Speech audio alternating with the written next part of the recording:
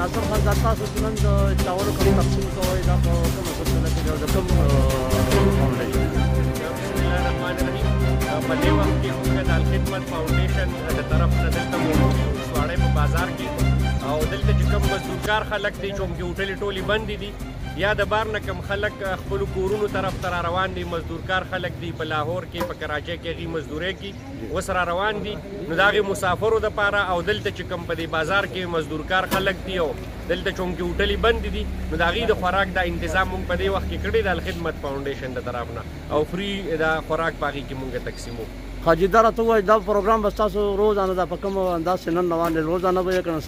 دا د ضرورت مطابق که روزانه د دې ضرورت و نو روزانه په بنیاد باندې به کوو، او چې څنګه مناسب د دې ضرورت و د هغې مطابق به